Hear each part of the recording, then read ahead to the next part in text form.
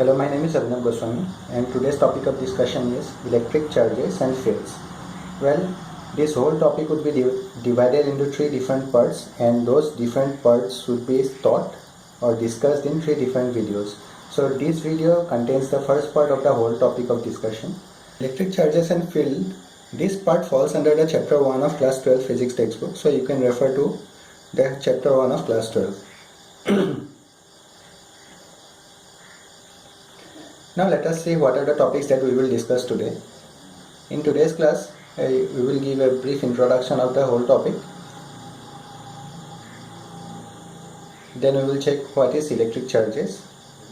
And there is something called conductors and insulators, so we will check about that. And finally we will check what is induction and how we can charge using induction.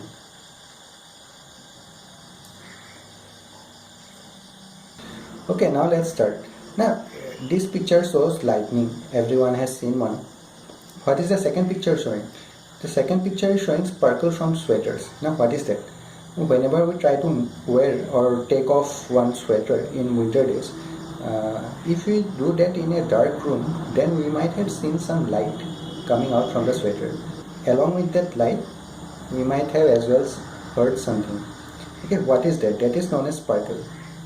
Now what are these things? What is lightning? What is sparkle? And why are they happening? We are going to explain this in this chapter and the next coming chapter. Okay, so these things happens due to generation of static electricity. Now static electricity is precisely the topic we are about to discuss in this as well as in the next chapter. Now static means something that doesn't move. Okay, what is static? Static means something is staying in its own place, that doesn't move. It does not change with time. So electrostatic deals with the study of forces, fields and potentials arising from these static charges. Let us suppose there are some charges that's not moving. Now what is electrostatics? Electrostatics is dealing with the forces, fields and potential that are arising from those kind of things. Now let us look into these examples. Here is a glass rod tied up with a silk thread, and there is another glass rod here. Let us say that the glass rod is having some charges here, and the glass rod here is also having the same charges. They are same type of thing. They are same thing, so they will have the same property in them. Let us say that property is plus in both of them. Let us say that property is plus. There is another picture here. This is a plastic rod. Here the plastic property is, let's say, minus, and the plastic property here, it will also have the same property. Okay, the plastic rod here, this will also have the same property. Now in the third case, we are having one glass rod. So glass rod will be having the property as this one. This is also a glass rod and this is also a glass rod. So these two will be having the same property. So let's say it's plus, and the plastic rod have the minus property. And now we are seeing one thing. Here two glass rods having the property plus and plus, they are repelling each other. Okay, they are not going together. They are not going near to each other. The same thing is happening here. The plastic rod and the plastic rod, they have the property minus and they are repelling each other. They are not going together. They are just getting away from each other.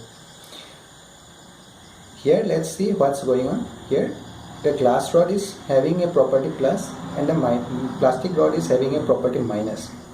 This difference in the property is bringing them together. The plastic rod is trying to go near the glass rod, or since you are holding the plastic rod, the glass rod is trying to come near you. So what are these things? These two entities, these two properties, this plus and minus, whatever I am denoting with this plus and minus, these are two properties, and these two properties are known as charges. Okay, so these two properties are known as charges. Charges are plus and minus. Now why plus and minus? Negative and positive. Why so? Now we know one thing, that whenever we add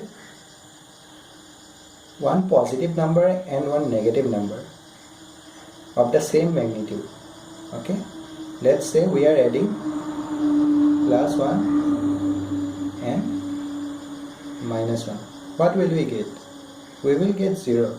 That is the concept that Benjamin Franklin used to name these two entities. Benjamin Franklin thought that these charges are divided equally in these objects.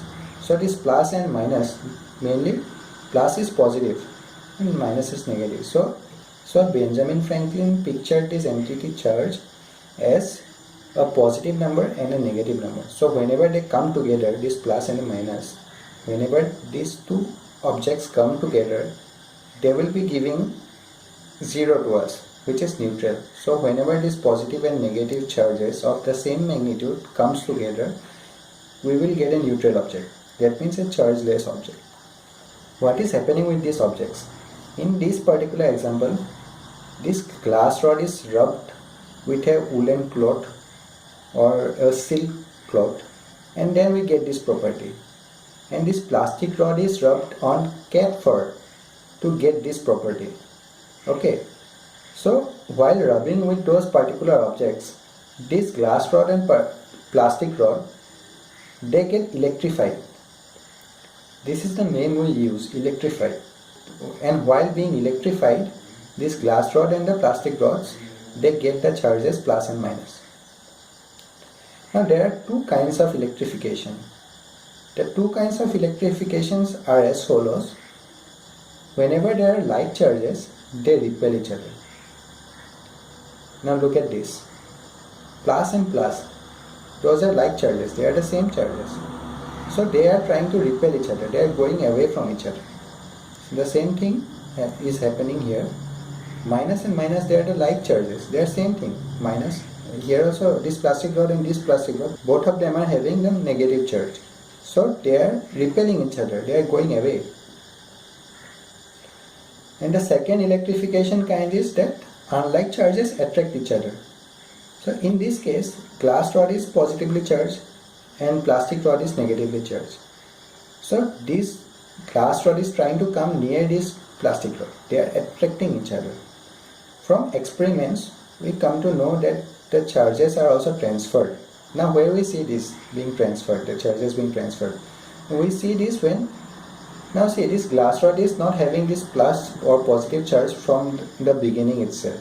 Now that positive charge is transferred to the glass rod by rubbing it with a wool or with silk cloth. Now what is happening there? Charges are transferred from the glass rod to the silk and vice versa. Something is transferred there so that the glass rod got its property, the positive charge in it.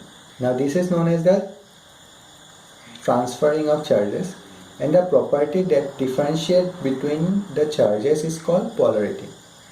So this is what's happening out there.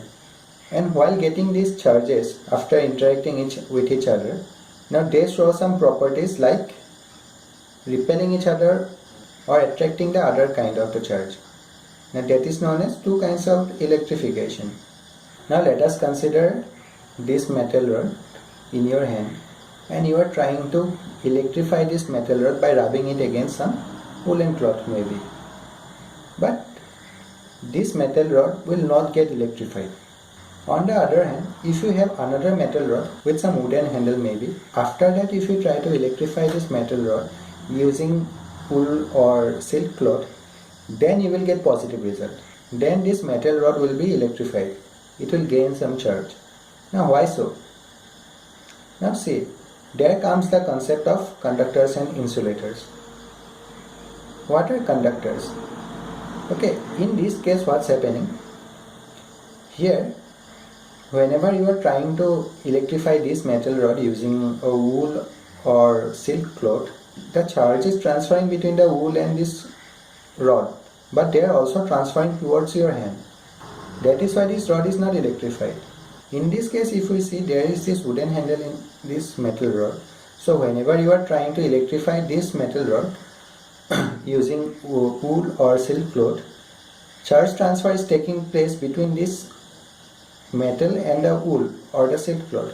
But it is not, that transfer is not taking place between your hand and the metal.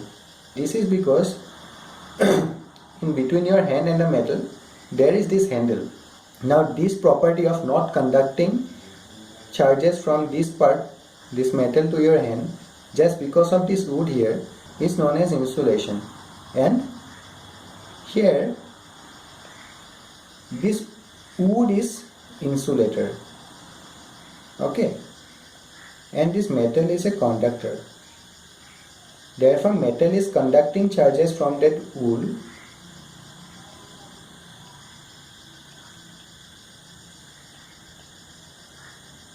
Metal is conducting charges from this wool, and here also metal is conducting charges from this wool. But in this case, our hand is also a conductor. Okay, let me join it here. Our hand is also a conductor. Here, hand is also a conductor. So now let's see here. This metal is getting its charges from the wool, but this is also giving the charges to our hand. Because metal is a conductor here, our hand is a conductor. But in this case, what's happening? This metal is getting electrified. Why?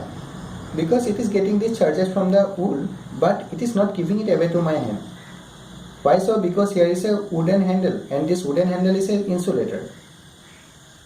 So let us take some examples of conductors. Some examples of conductors are metals, human and animal bodies, also earth.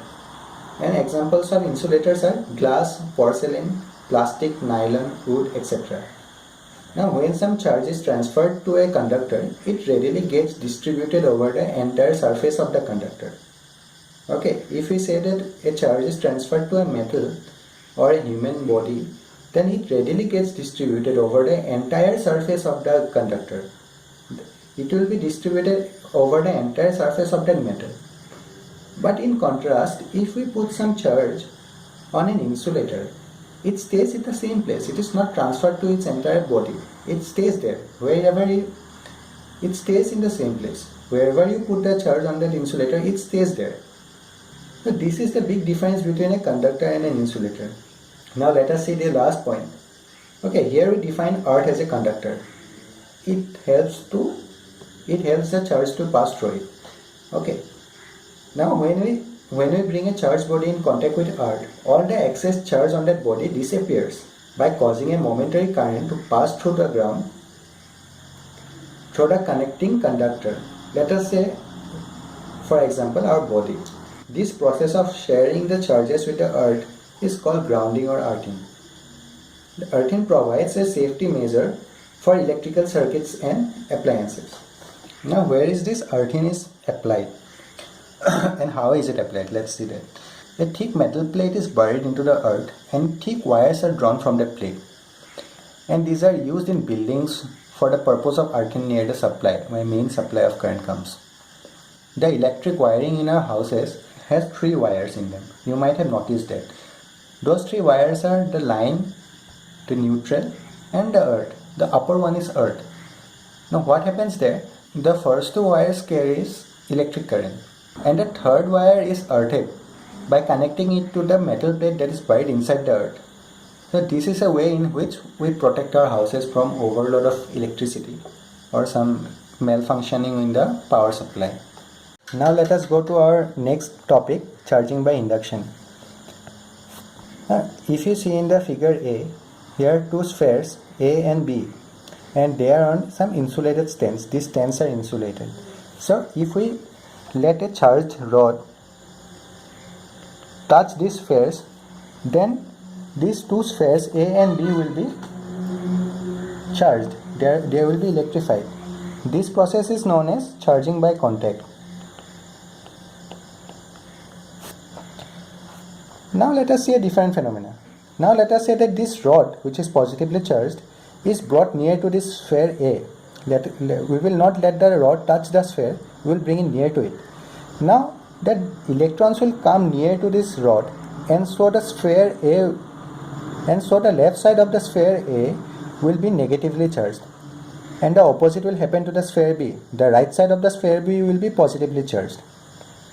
Now while this is happening, if we bring a slight gap between those 2 spheres, then those charge difference would be still present in these 2 spheres, in the left side of the sphere A and the right side of the sphere B. Now as soon as we remove this rod, the accumulation of the charges would be go in the different direction, completely opposite direction. In the sphere A, the negative charges would go towards the positive charges of the sphere B. Now this is when these 2 spheres are close to each other. They are not touching each other but close to each other. Now what happens when we take these two spheres little bit more apart from each other?